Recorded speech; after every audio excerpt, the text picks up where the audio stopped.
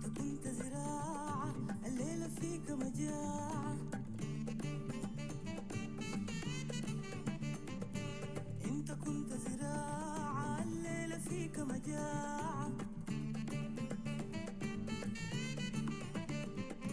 يا سودان من وين لوين الحالة دي حتم لمتين، يا سودان من وين لوين ديل حكامك سووا الشين.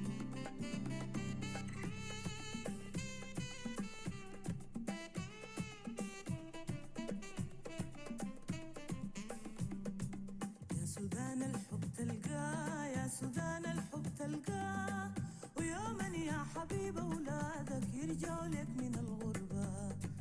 يا سودان الحب تلقاه، يا سودان الحب تلقاه، ويوما يا حبيب أولادك يرجعوا لك من الغربة.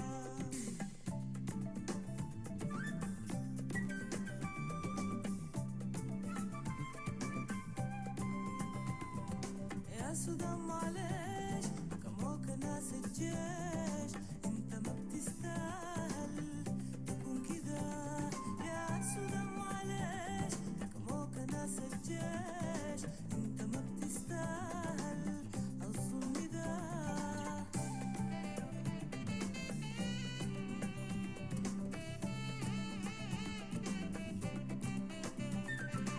انت كنت زراعة الليلة فيك مجاعة،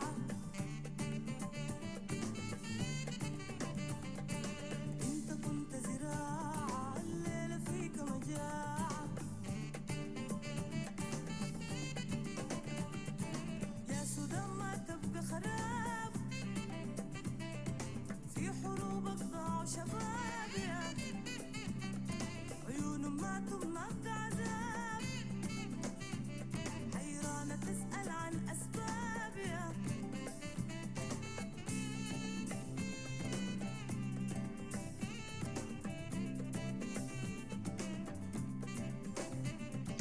يا سودان الحب تلقاه، يا سودان الحب تلقاه، ويوما يا حبيب أولادك يرجعوا لك من الغربة. يا سودان الحب تلقاه، يا سودان الحب تلقاه، ويوما يا حبيب أولادك يرجعوا لك من الغربة. يا سودان الحب تلقاه، يا سودان الحب تلقاه، ويوما يا حبيب أولادك يرجعوا لك من الغربة.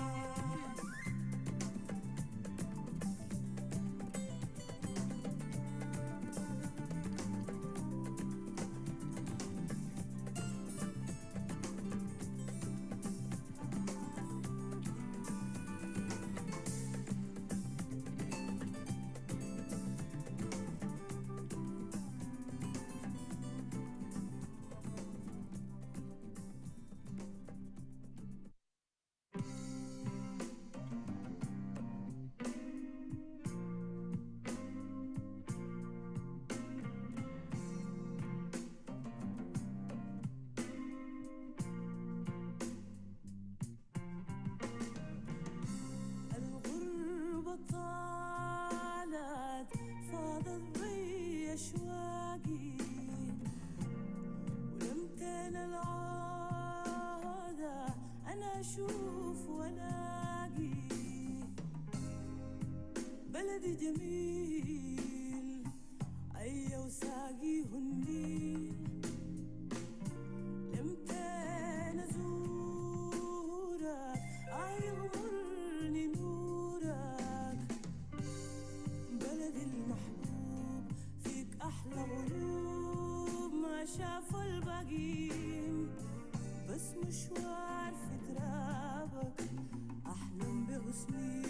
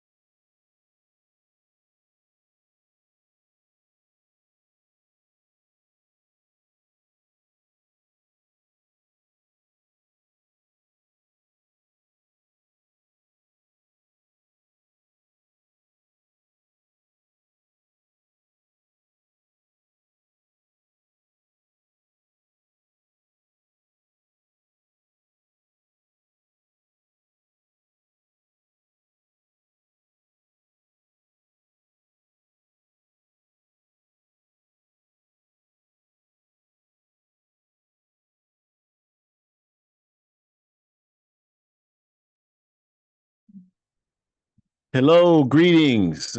We hope you are well today. Hope you are at your highest level of mental, physical, and spiritual strength. We want to definitely welcome you to this week's episode of Our Ancestors' Voices, a program sponsored weekly, same time, same platforms by the All African People's Revolutionary Party.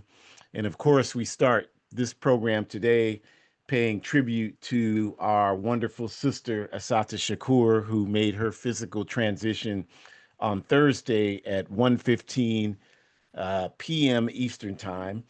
And we of course, dedicate this program today to our sister Asata and the legacy of struggle that she represents. And we just want to contextualize it by reminding everyone that Sister Asata Shakur never sought to make peace with the capitalist system. She never sought to integrate into it. She did no work to create positions within it. She d- engaged in no compromise to fulfill herself with this backward system. She preached constantly the necessity for us to organize to create a better reality for us as African people and for all of humanity, and that none of that could include this backward US empire capitalist system. So a lot of people are out here now and paying tribute to her and trying to make her into some sort of American icon. That was not what she was, and we refused to let people do that. She was an African freedom fighter who was fighting for African liberation. She was a part of the New African Independence Movement. And if you don't know what that is, then you should find out if you're going to have Asada Shakur's name in your mouth. And so that's who she was, and that's who we honor today and every day. If you have participated in this program, you know that we've done multiple programs on Sister Asada. So we're not some of these join the bandwagon late type people. We have known about our sister's contributions for decades since the 1970s. And Shakura can tell you she was raised understanding who people like Asada Shakur are and how she should live her life in honor to their sacrifices. So we honor and respect our sister Asata today. And we know that the best way to do that is to continue to do the work that she made so many sacrifices to do. So we continue that today, of course, with the topic of this program from Africa to Alabama to Oakland, the birth of the Black Panther Party. From Africa to Alabama to Oakland, the birth of the Black Panther Party. And of course, most people know of the Black Panther Party that started in October 1966 in West Oakland, California, US. Just not too many minutes from where I am right now. And that you should know about the contributions of the originally the Black Panther Party for Self-Defense, founded by Huey P. Newton and Bobby Seale in Oakland in 1966. But you should also know that everything is a part of a continuum. So the Black Panther Party, founded in Oakland in October 1966, was actually the outgrowth of events that happened a year before that in Alabama, and that's what we'll be talking to you about today. And before that, the Black Panther Party in Alabama and in California was certainly influenced by liberation movements on the African continent. So that's the basis of how we approach today's program, because we are a part of that African continuum and we will always be a part of that. And Sister Asada Shakur is a part of that. And anyone dedicated to justice and forward movement and liberation is a part of that. So we honor the indigenous peoples of the Western Hemisphere because, speaking of justice, they deserve justice. They deserve justice. And justice looks like them reclaiming and having these lands that were stolen from them. You know, these are their lands, all of the Americas, from the state of Alaska in the northernest part of the hemisphere all the way down to Chile in the southernest part of the hemisphere and everything in between. Canada, the United States of America, all of the countries in Central America, Mexico, Guatemala, El Salvador, Belize, Honduras, all of those countries, and everything in the Caribbean, Jamaica, Haiti, Cuba, the Dominican Republic, the Virgin Islands, the Bahamas, etc., and so forth, and every aspect of South America, Brazil, Colombia, Chile, as we mentioned, all of these countries, Uruguay, all of them, Grenada, all of these lands belong to the indigenous people of the Western Hemisphere. And they have a right to fight to get these lands back, and we are with them in that fight. It's theirs, they have a right to it, and they will have that returned to them one day soon. And we also give honor and respect to our African ancestors. Of course, Sister Asata Shakur is one of those now, one of those ancestors that we live to do this work for. And Kwame Ture said it best years ago when he was still in his physical form, when he said that the best way to pay tribute to someone is to continue their work. Nobody cares, if you have a relationship with someone and they just keep talking about how wonderful you are, but they don't do anything for you. You're never, they're never available to support you. They're never available when you need them. Then after a while, them just constantly talking about how wonderful you are, that won't mean anything to you. That'll mean zero to you. What will mean something to you is if that person is constantly prioritizing being there, being a part of your life, being a part of your life to support you and help you move forward in your life goals. So that's what Kwame meant when he said the best way to honor someone is to continue their work. So, we don't when we lose a freedom fighter like Sister Sata Shakur in the physical form, we don't sit around and lament and talk about all this nonsense. We just continue to do the work that she was dedicated to doing. And part of that work is understanding that you're going to see a lot of these hit pieces come out now. The FBI never stops. They've never stopped attempting to soil Asada Shakur's image, soil the image of the Black Panther Party and everybody in it. They've never stopped doing that. They continue to do that to this day. And every organization fighting against this empire, they continue to do that every day. So you're going to see all of these attacks. I read one earlier today talking about how, a couple of things that they're saying. One is trying to put the suggestion in your head that Sister Asata had softened her politics. That's one of the attacks that's being waged. The other attack that's being waged is to either dismiss or discredit the role of the socialist Cuban revolution in keeping Asada Shakur safe for 41 years. That's the other effort that's being made. All kind of people are talking about it, but people aren't talking about the role of the Cuban Revolution. She was in Cuba all these years for a reason. That was the safest place on the planet for her to be. And it has always been the safest place as a refuge for revolutionaries to go to because it's a revolutionary country. And so we want to honor, and we will never forget those of you who, when Obama's administration was trying to negotiate to get Assata extradited back here so that she could go back to prison. And many of you were like, oh, yeah, I knew that was going to happen. You didn't know a goddamn thing because Cuba sat there through the person of Raul Castro and told Obama to his goddamn face that even if you offer us Carlos Posada Corrales, who was a CIA-backed puppet terrorist living in Miami and killed dozens of people in Cuba to terrorize them against the Cuban Revolution, they told Obama, even if you offer us Posada Corrales, even if you tell us, as they did, that we'll talk to you about lifting the 60 plus year economic blockade against Cuba, we will not discuss extraditing Sister Asada Shakur. In a quote, that is not on the table. And Cuba could have benefited in so many ways if they'd have been like a lot of you and just sold out Asata just for their own individual interests. And the Cuban Revolution didn't do that. And so we are not going to let you people that dismissed them and said that they would do that forget, that we remember that you said that, and that they never did compromise. Even though they could have benefited handsomely had they done so, they never compromised. They kept our sisters safe, just like they had all of our other freedom fighters, from Robert Williams to Huey P. Newton to Eldridge Cleaver to all of the Africans who went there.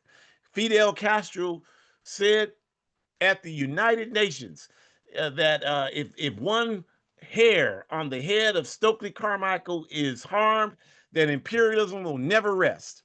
And this is the type of people that the Cuban Revolution has produced for the last 60 plus years.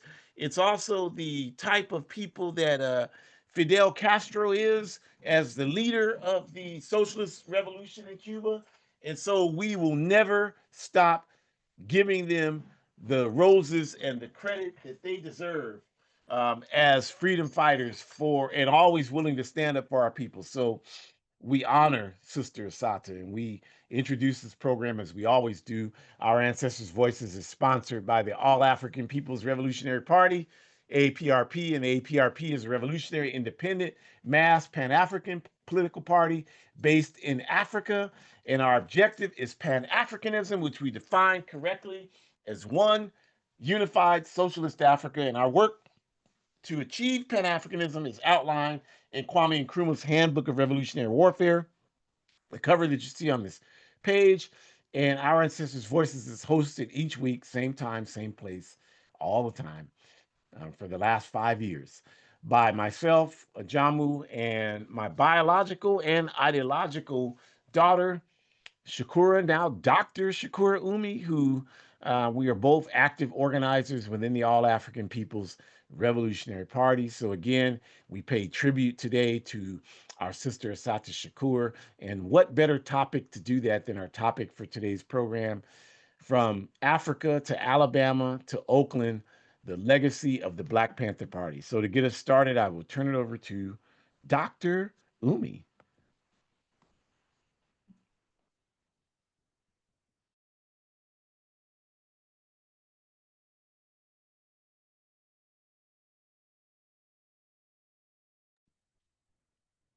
I don't know if Shakur is having, she had some audio problems before, so that might be happening again.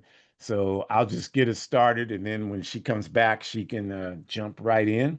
So we wanted to start by just talking about the Africa influence, right? And the picture you have on your screen is of Didan Kamati, who was one of the founders of the land and freedom movement in Kenya, who were better known as the Mau Mau. And the Mau Mau were a group of guerrilla fighters who fought against the British colonizers in Kenya. They waged a war against them, a military battle against them. And they were able to successfully take out dozens of European colonizers in Kenya between the late 1950s and the early 1960s. And they did it in guerrilla fashion.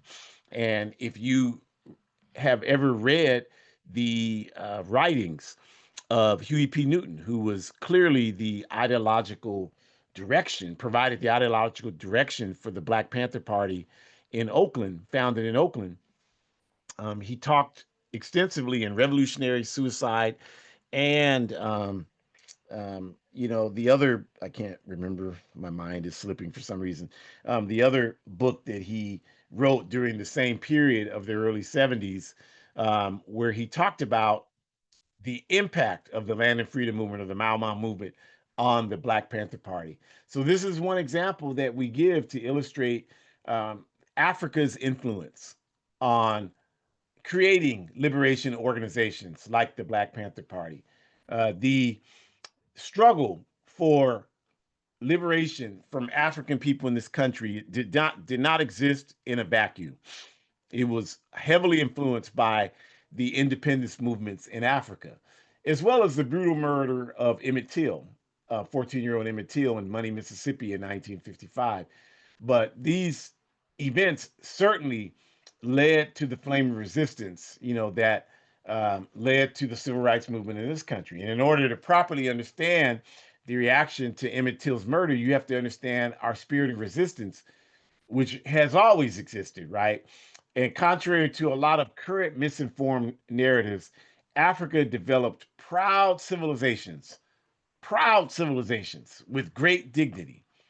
And because these civilizations had such dignity, of course, they constantly resisted colonialism, slavery, and oppression. And if somebody seeing this doesn't know that history, you got work to do. Just close your mouth. Don't stop talking and do the work so you can understand it. So you can understand the resistance of people like the Kakongo people along the central coast in Africa, the Labodi in Ghana, the Kikuyu in East Africa, the Oromo in the Horn area of Africa, the Mandinka, the Wolof, etc., etc., etc., the Akan. All of these folks resisted colonialism intensely. Intensely, they resisted it. So when people say things like, well, nobody in Africa did anything to help us over here, like that's just someone that doesn't know the history. And it's our responsibility to, in a very caring and nurturing way, steer them to knowing their history that we always resisted. And as I mentioned, the land and freedom movement in Kenya influenced the Black Panther Party. The struggle against racist apartheid by our liberation movements in Azania, the African National Congress, the Pan Africanist Congress of Azania, the Azanian People's Organization, the Black Consciousness Movement, all of the movements for liberation in Azania, South Africa, influenced the movement here in this country, the creation and the implementation of the Black Panther Party. You know, this is without question. Malcolm X, of course, had a major influence on the Black Panther Party, and Malcolm, certainly in the last year of his life, was overwhelmingly influenced by the liberation movements in Africa. He named his newly founded organization, Organization of Afro-American Unity, to connect it to the Organization of African Unity that Kwame Nkrumah founded the year before Malcolm founded his organization. And of course, you know, we know a lot more now than we did then, but the point is that there's no question from anyone who has uh, studied history and understands history, there's no question whatsoever that Africa played a central role in influencing any element of militant struggle within this society. Played a central role. I mean, you don't think that when Frantz Fanon got up at the All African People's Conference in Ghana in December of 1958, and up to that point, everybody was talking about peaceful, negotiated independence from Europe. All the people getting up to talk at the All African People's Conference were talking about that, like how we can work with Europe for our independence. And here comes Frantz Fanon, who came from the Caribbean and was working actively with the Algerian Revolution in North Africa. And he gets up there and he talks about the theories that Fanon articulated in the books that he wrote, Black Skin, White Mask, towards colonial freedom and the wretched of the earth, etc. And he talked about how we have a responsibility to our future generations to exist on a plane of dignity. And what that meant, as he articulated it, is as violent as these people have been towards us, we have the responsibility to put everything on the table and utilize any tactic that's going to be effective, no matter what that tactic is, to bring about our liberation. And that changed the entire tenor of the All African People's Conference after Fanon's speech. And it also changed the tenor of the entire African independence movement after that. And this, of course, you know, led to greater support for groups like the Land and Freedom Movement or the Mau Mau movement. And all of this influenced Africans here in the US. And so, you know, this is important for us. Like Nkrumah talks about, we are Africans not because we were born in Africa, but because Africa is born in us. And this is a quote that I know Shakura likes to use often, and it's very important because if you think about it, what it's saying is that we never are apart from our African identity. That's never separate from anything that we do. So we know that, the most well-known segment of the Black Panther Party was the segment that emerged in Oakland, California in 1966, as we said. And that party, founded by Huey P. Newton and Bobby Seale, it didn't consider itself a Pan African party. And a correct understanding of the anti colonial nature of our culture and struggle as African people tells us that since we were stolen from Africa, forced into the Western Hemisphere, and viciously exploited here for centuries, our culture could never be that of quote unquote Black people fighting for equality in the capitalist US. That could never be the definition of who we are. This capitalist system was built on our backs.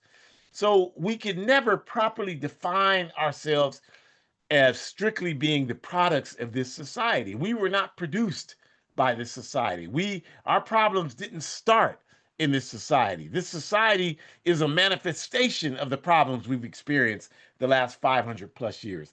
So it just makes sense that we would see that and understand that we have to be connected to Africa. That's where the problem started. So, in our humble analysis, we are convinced that that's the only way the problem will be solved is by looking at our mother, looking at Mother Africa, and that's what Pan Africanism means essentially. So instead, what we say is our culture is African people in the U.S. who continue to struggle for our dignity, which is the highest expression of African culture, even if we never go to Africa. That's not the point. Or we know nothing about her. That's not the point. The point is everything that we do is a part of us being Africans and a part of our African culture, which has never been a part of this capitalist society. In fact, as Kwame Ture articulated, our struggle is one of being Africans struggling against capitalism here in the Western Hemisphere. That's what our culture is. And the way I've always understood that, because I understood that as a child, even though I couldn't articulate it the way I just did, the way I understood that was when I was in high school and we were wearing afros in the late 70s. And we used to have what we call cake cutters, were the combs. Those of you that you can Google it if you don't know what that is, but they were Afro pick combs. And a lot of them at that time were being sold with black fists on the handle. And so we would we weren't conscious of it. We were kids, but we would stick the cake cutters in our afro with the black fist sticking up. It was just for me doing it, it was just a fad thing that everybody was doing that was cool.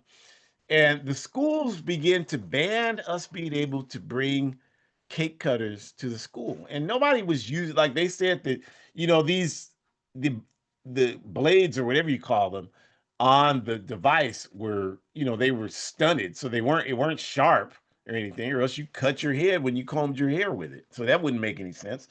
So, I guess some people may have tried to use them as weapons, but you could use anything as a weapon. You could take your belt off and use that as a weapon, and nobody's going to outlaw belts.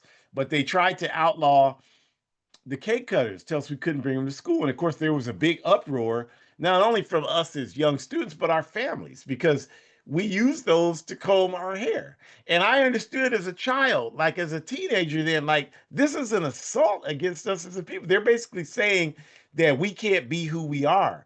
And just the simple act of us combing our hair is a threat to this backward ass society. I understood that then.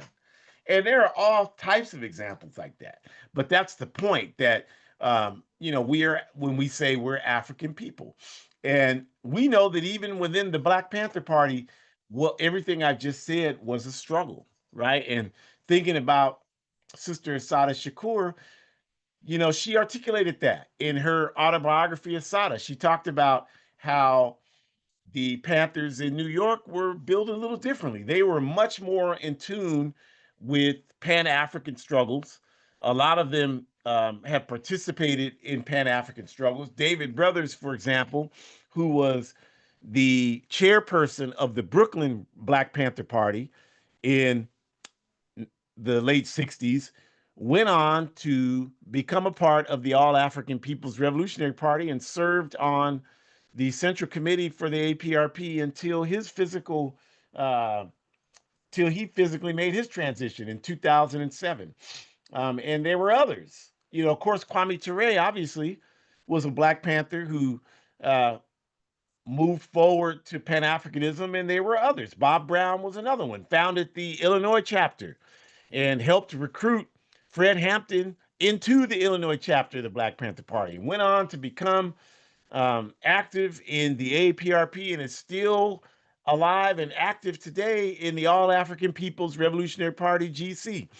And Sekou Neblet, who's my big brother who I stay with whenever I go to Ghana, same thing, active in the APRP these days, and was a field marshal for the Black Panther Party. So the Pan African element was there, and Asada talked about that in her autobiography about how some people from the Oakland office came into the office in I think it was Harlem, Black Panther Party office, and she talks about in the book how they were telling them to take the African Liberation Day poster down and that was hanging in the office, and she didn't understand that, and the comrades there in Harlem didn't understand it, and this was some of the contradictions in the Black Panther Party that a lot of the people in the New York chapter of the Black Panther Party uh, dismissed their European names, took on African names. Obviously, Asada was one of them. Zaid Shakur, his brother Lumumba Shakur, Sundiata Acoli, and many of the others there in the New York Black Panther Party chapter did that. They were much more in tune with their African identity. So this is just, important for us to see it in that broader context.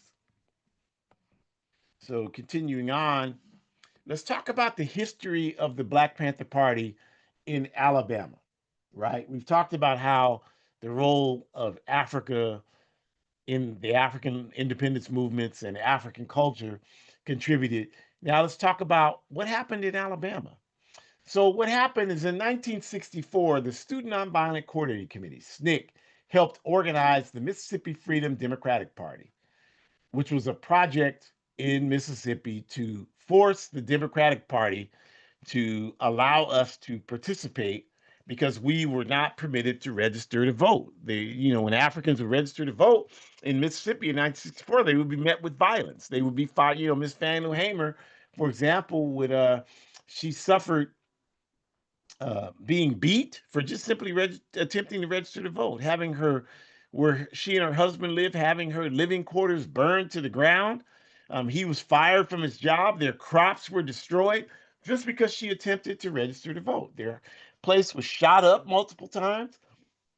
And so the MFDP, the Mississippi Freedom Democratic Party, was a project of SNCC to challenge this injustice, especially since the 15th Amendment of your U.S. Constitution, and I say yours because it's not mine, it's not yours either, but some of you love to claim this graham cracker system and its institutions. So it allowed African men to vote in 1870, although it was never enforced. That's why they had to pass the Voting Rights Act in 1965, and that's not enforced today in 2025. There's still so many efforts to there's wide allegations of inappropriate handling of African votes in the 2024 election. So, it's still a thing. And then Women's Suffrage Act passed, and African women didn't benefit from any of those.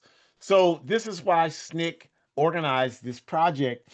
And what happened is that they were organized enough so that they forced the National Democratic Party, which at that time was led by this man, Hubert Humphrey, who was the Democratic Party's nominee for president in 1964. They had the convention in the summer of 1964 in Atlantic City, New Jersey.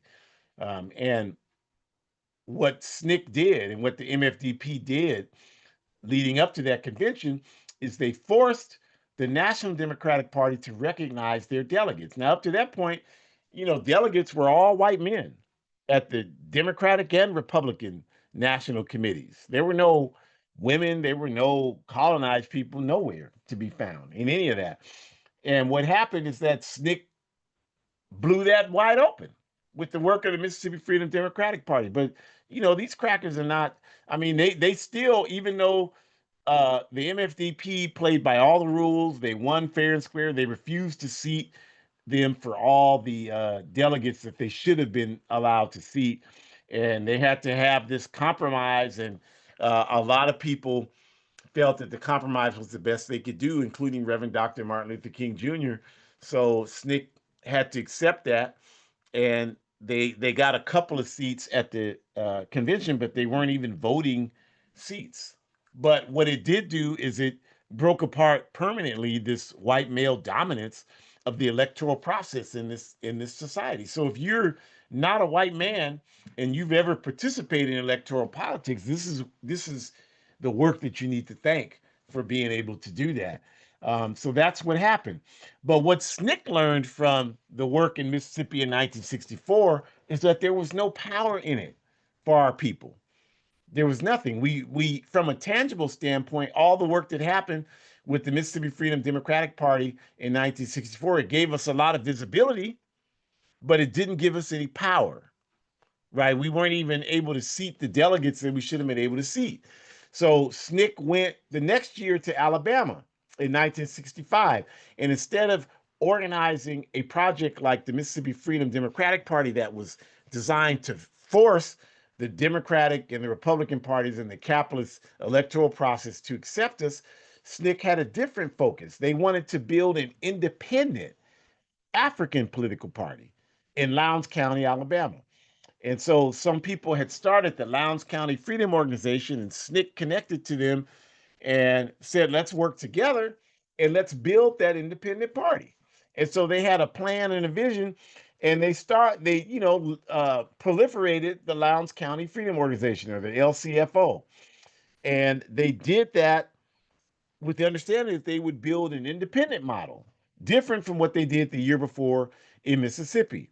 Now, the Republican Party had a animals of symbol. One of them had a donkey, one of them had a rooster. I think the Democratic Party's symbol in Alabama was a rooster, and it said on it for white supremacy. And of course, the Republican Party had the donkey, and they were for white supremacy. So SNCC knew that they would be able to convince our people, like, we can't belong to either one of these parties, so we have to start our own. So the effort to start the Lowndes County Freedom Organization was met enthusiastically by the people, the African people in Alabama. And because 8 out of 10 people in Lowndes County were not able to read and write, they knew, just like the Democratic and Republican Party, they had to come up with a symbol. So they chose the Black Panther, because the Black Panther is an animal that, if it won't initiate an attack, but it will fight you to the death if you corner it. And that's how they saw themselves in Lowndes County at that time. So they started it. And because the violence against African people by the Ku Klux Klan and law enforcement, who, they were the same thing, just like they are today, they knew that if they launched this Lowndes County Freedom Organization, they were going to be met with violence. So they had to arm themselves. Like you see in the picture there, they had to arm themselves. They had assistance from the Deacons for Defense and Justice, and they were able to arm themselves for this work, because at this point, SNCC had come to the realization that unlike Reverend Dr. Martin Luther King and Bayard Rustin and the people in the Southern Christian Leadership Conference, SNCC people were on the ground every day in Mississippi and Alabama with no news cameras present. That was not the reality for Dr. King and the work that he did. And this not throwing shade at Dr. King. We've said a million times we respect Dr. King, but Dr. King was a mobilizer. He was not an organizer. And SNCC engaged in organizing work. Their work was to build up organizations like the Mississippi Freedom Democratic Party and the Lowndes County Freedom Organization. And this was done under the headlights. They were working in extremely dangerous conditions. So there was no way it could be publicly known what they were doing. They would have been subjected to violent attack had that been the reality. These were not the conditions that Martin Luther King did his work. He wanted to mobilize huge events to bring attention to segregation. Huge events like the March on Washington and the Edmund Pettus Bridge and all the great marches and events in the organization. You wanted media there. It was above ground. It was an event. And then he would go somewhere else where SNCC was building institutions like the MFDP and the LCFO in Mississippi and Alabama, respectively. And they had to do that um, working with the community and not working so that the racists could see them. So they armed themselves, just so that they could be, because the county was so violent, Lowndes County, they called it Bloody Lowndes. And so they had no hesitation about arming themselves. And if you look at the picture again, you see one of their campaign signs. You see the brother with the rifle, shotgun standing there. You see the Black Panther in the picture. And so, because again, a lot of people were not literate, the organization became more popularly known. Instead of being known as the Lowndes County Freedom Organization, it became more popularly known as the Black Panther Party in Lowndes County, Alabama. And with every SNCC project, people came from all over the country to participate in SNCC work. And one of the people who came to Alabama to work with the Lowndes County Freedom Organization, or the Black Panther Party there, was a young activist from Oakland, California, named Mark Comfort. And Mark Comfort was known to Huey P. Newton. They knew each other. They had engaged each other in some work in Oakland.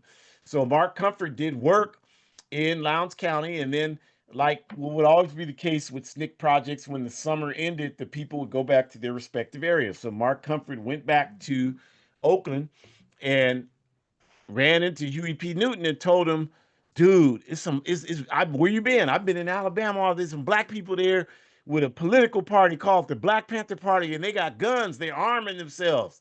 And this was, 1965. So this was inspiring to people to see this. And Huey P. Newton took it. And with Bobby Seale, that's how they decided. That's what we need to do. We need to organize a party that's armed, and we need to call it the Black Panther Party.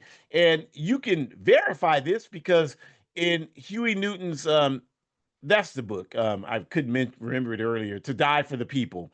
He wrote two books around the early 70s: Revolutionary Suicide and To Die for the People. Some people call Revolutionary Suicide his autobiography. I've read them both. I think both of them basically serve that purpose. But in those books, he talks about how he wrote Kwame Ture, who was Stokely Carmichael then and was the chair of SNCC, and asked him if they could use the name. And Kwame Ture, of course, told us many times in person, but he also wrote it in his autobiography, Ready for the Revolution, that he responded to Huey P. Newton. They didn't know each other yet. They would come to know each other shortly after that, but he responded to Huey P. Newton and he told him, the name belongs to the people, so use it as you wish. And so that, clearly that's what happened, where the Oakland Black Panther Party was heavily influenced, of course, by Africa. Groups like the Land and Freedom Movement, the Mau Mau, and liberation movements in Southern Africa, but also, of course, by the work the previous year in Alabama with the Lowndes County Freedom Organization, the Black Panther Party, an armed political party fighting for independent African liberation. That's what it was.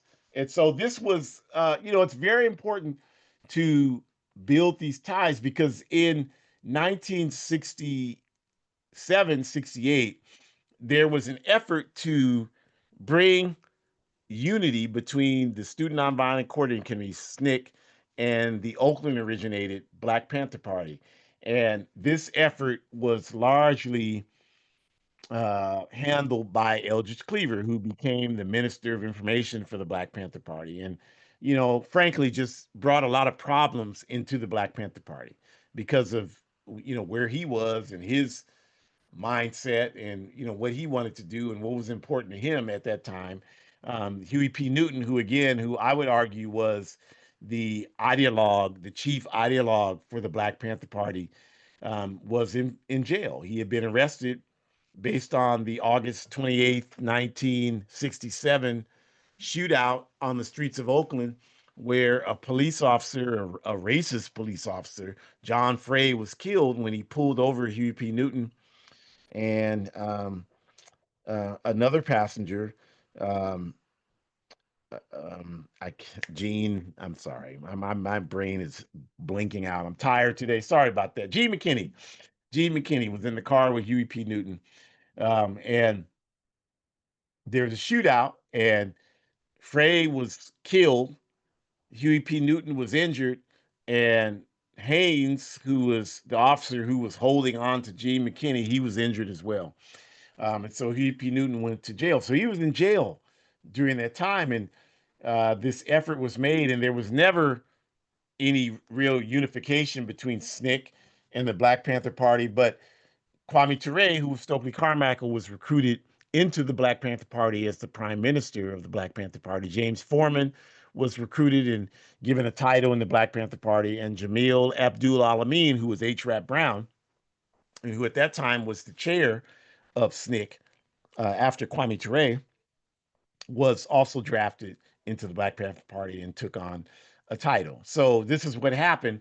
And the SNCC people had already had plenty of experience building a national organization. So they were very helpful to the Black Panther Party, who at that time, there were a couple of things that proliferated the growth of the Black Panther Party. Obviously, the arrest and imprisonment of Huey P. Newton, and then also, the work to make it a national organization beyond just California and beyond just the West Coast. So that's the history there that influenced what happened in Oakland. And then you had, of course, what we most of us are aware of, the Black Panther Party for Self-Defense in Oakland. And we mentioned Huey P. Newton and Bobby Seale sought out Kwame Ture and asked permission to use the name. But what happened with the Black Panther Party for Self-Defense is in October 1966, there were 6 of them who formed that party in the backyard of Huey P. Newton's mother in his house in West Oakland. And so it was Huey P. Newton, it was Bobby Seale, it was little Bobby Hutton, who was, about 16 at that time. There were the Forte brothers, Warren and Reggie Forte, and then there was Big Man, Brother Howard. So the 6 of them were the original Black Panther Party for Self-Defense members in Oakland. And there's a picture. I have it on my wall. It's too small for you to see it, but it's behind me here. A picture of the 6 of them posing in Huey P. Newton's mother's backyard in October of 1966. And what the Panther Party did is they began to do patrols throughout the Bay Area. And they began to do these patrols that were designed to follow the police around because of the rampant police terrorism against African people. So these Black Panther Party folks would get in the car, and there were only a handful of them then, and they would follow the police around. And they would, when the police would pull over our people, which, that's what they were there to do, these Panthers would get out, and Huey P. Newton had studied law. He had been a law student, so he understood legal defense. So they would stand there with these guns. At that time, guns were legal to carry in the state of California, and he would recite to the people what their rights were. The police would tell him, "Give me your ID," and he would tell them, "You don't have to give me your ID until there's an articulable crime that they suspect you of being committed, and they have to have reasonable suspicion that's reasonable to a reasonable person in this society. So if they haven't articulated to them, you ask them, what crime are you accusing me of committing? And if they tell you they don't have one, you tell them, am I free to go? And you walk away." That's what Huey P. Newton would yell at the Africans there while they were holding guns. And the police would be like, "What are you doing with those guns?" And Huey would be like, "What are you doing with yours?" And if you know that history, they were asked by the uh, folks who were rallying around Sister Betty Shabazz, the widow of Malcolm X, who had come to San Francisco. And there was a magazine called the Ramparts magazine, which Eldridge Cleaver worked at. He was not yet a member of the Black Panther Party, but they wanted to host Dr. Betty Shabazz, and they asked the Panthers to provide security for her. And again, you got to realize there were a number of people around the world, really, especially around this country, who were inspired by what SNCC did in Alabama in 1965 with the Lowndes County Freedom Organization and the Black Panther Party, as it was more popularly known in Alabama in 65. So there were a number of groups that rose up who were using the name Black Panther Party.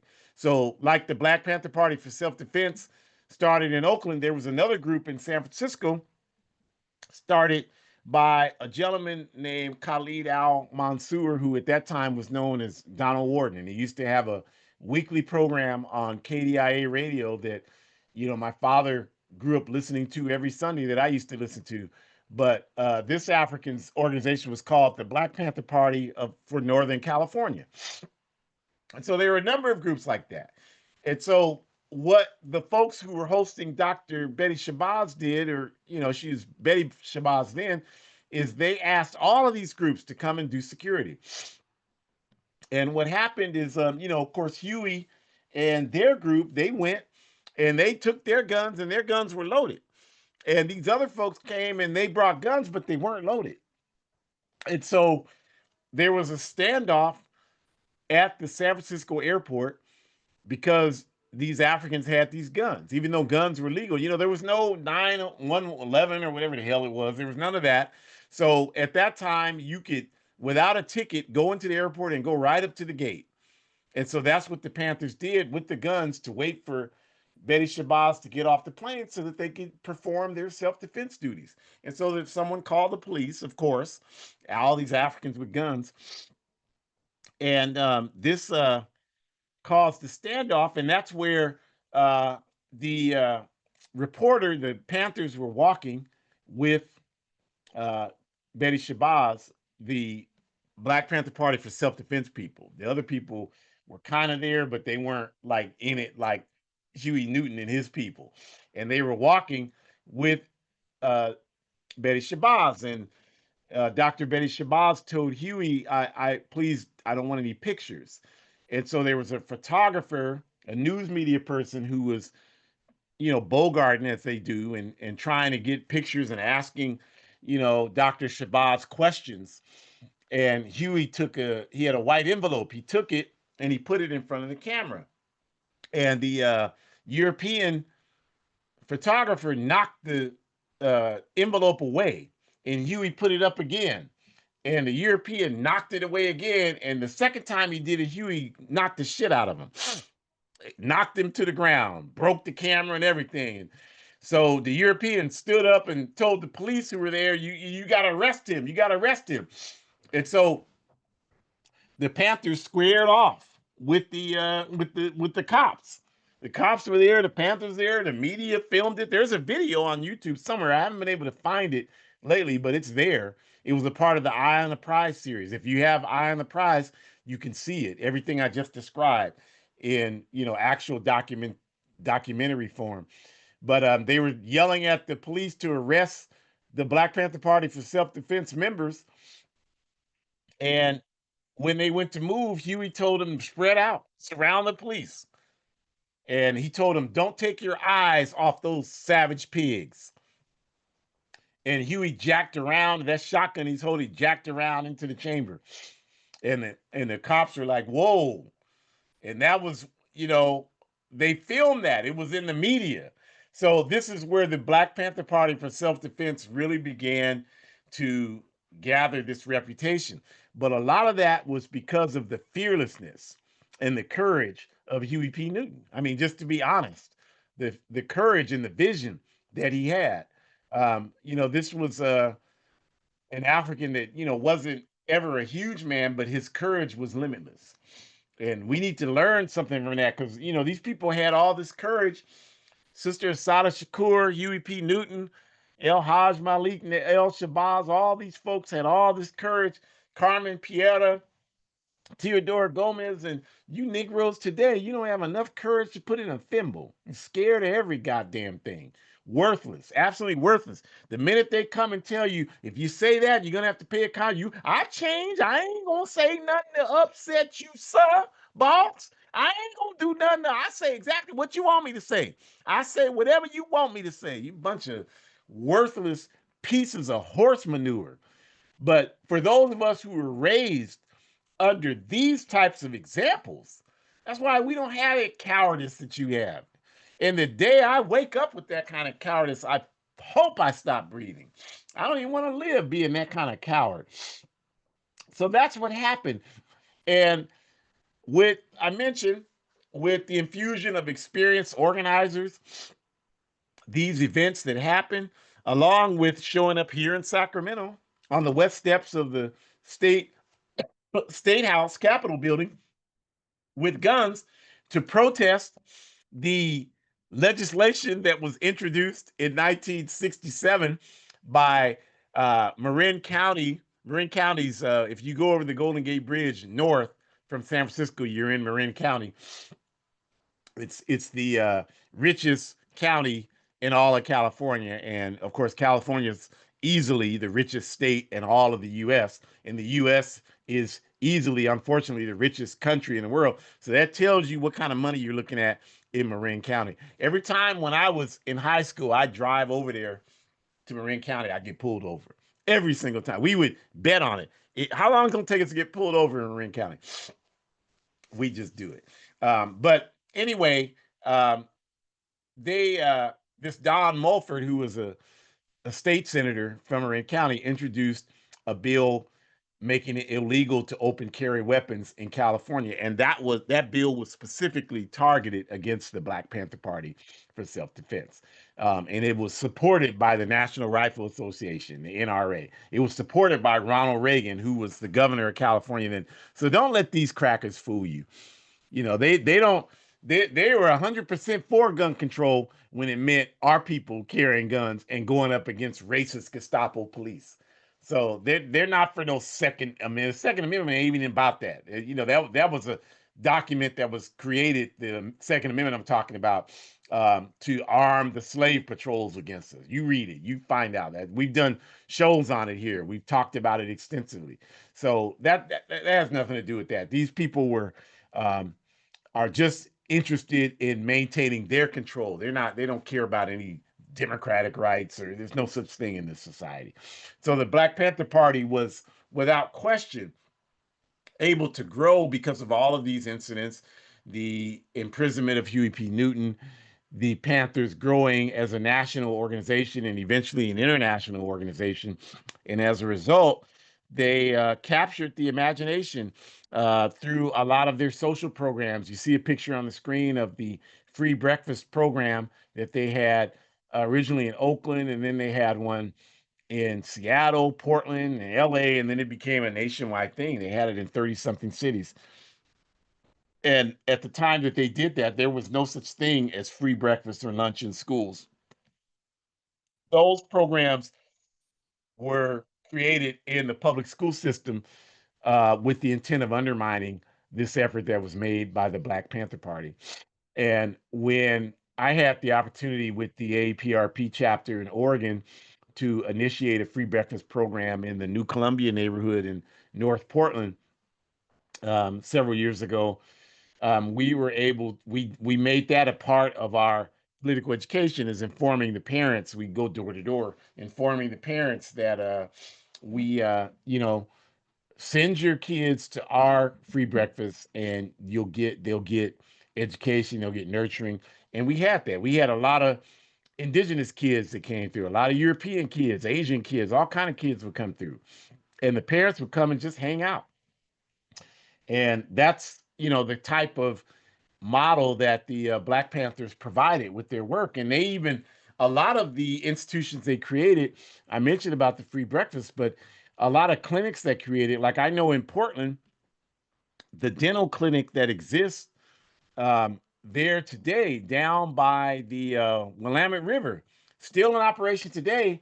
It's a private, I don't know if it's private or public, but it was the clinic that the Black Panther Party started in Portland, but it's still operational today under someone else. And, you know, a good brother, good friend, and good big brother, Mr. Kent Ford there in Portland, who I hope my brother is doing well. A lot of times he listens to this program. So if you hear this, Brother Kent, I'm thinking of you always.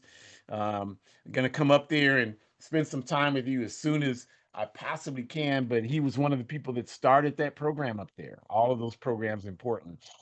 You know, these are These are the kind of people that we respect. You know, you all you respect these politicians and these people and more, do whatever you want to do. But we're not talking about no I can't remember the sister's name in Georgia, who's a politician, Stacey Abrams, and the other one, Warnock, and Kamala Harris, and these are your leaders. Those aren't our leaders. Okay, our leaders are revolutionaries. You have whoever you want, but we're raising up the people who stood uncompromisingly for our liberation, and we are inspired by that to continue to work for our liberation. And the Black Panther Party, influenced by the work in Africa, influenced by the work in Alabama, in Oakland, we continue to be inspired by them. We continue to be inspired by all of the work that they did. We have always had our sister Asada Shakur embedded in our hearts, in our minds, and she will continue to be there. She defeated U.S. imperialism. That's why they're so angry. That's why they had her on there. She's the only woman to ever be on the FBI's 10 most wanted list, and she's the first person on there. The only reason why she's coming off now is because she's no longer physically with us. But they were never able to get her. And so the last thing we want you to remember about that is that she stood uncompromisingly against this empire, and she was able to be there and safe because of the socialist Cuban Revolution. Thank you. So we just want to say too that we talked about the liberation movements. These approaches will continue to provide us capacity to be free. And for example, the Festival International Pan-African Day, the conference happening next month in Africa, African youth. The APRP is sending a number of youth there from all over Africa, Europe, all over this backward empire. These efforts are the legacy of the flyer you see on the screen. What's happening last, and you see there on the flyer, there are many of these freedom fighters on there that we're talking about. Many people we've mentioned. There are Black Panther Party members in that photo. But our point is that these efforts to organize our people on an international level, this is the legacy of the Black Panther Party. So we are honored and respect our comrades for all their contributions, and we humbly do our best to continue that work. So we thank you. We ask you to join us next week, October 5th. Our topic will be there's zero empathy for those who work against us. Yeah, we don't want to hear that nonsense. I'll give you the same level of empathy that you give me. But if you are if you are putting out there propaganda that's designed to undermine our efforts to be a peace and justice loving people, then the hell with you. I don't give. I care about you the same level you care about me. Not at all. And that's what we're going to talk about next week, because a lot of our people are, you know, some of us are opportunists, but a lot of us are just genuinely confused. So join us next week. The red and white QR code, as always, has all the APRP programs, Forward Ever Shop, and hoodcommunist.org. So check that out. If you're in the Sacramento area, we continue to invite you to attend our free self-defense classes every Thursday night, 2775 Cottage Way, number 15, 6 to 8 p.m. You don't have to sign up. You don't have to pay anything. You just have to come and bring a positive spirit. So come on through. You're welcome. And join the APRP, aprp-intl.org, and the black and white QR code in the bottom right. Many of our youth organizers there in Burkina Faso and Niger will be at that FIPON conference. So support their efforts to bring work study books, revolutionary literature to the Sahel region in Africa. So become a monthly sponsor so you can do that. Whatever you can sponsor each month is appreciated. And then buy my book, A Guide for Organized Defense Against White Supremacist, Patriarchal, and Fascist Violence. I know a lot of you have already bought it, but please, if you could make an effort to tell people about it who haven't bought it, right? It's a good book. You have it. You've looked through it. Even if you just thumb through it, you know it's a worthwhile book for $8. You can only get it on Amazon, unfortunately. But 100% of the proceeds go towards anti-fascist work. I just bought some pads that I used in self-defense last Thursday so that people could practice blocks that I've taught them. So this is how I use the money I get from selling books. So please help buy some books, tell people about the books. Forward ever, backwards never. Enjoy the rest of your day. Stay strong.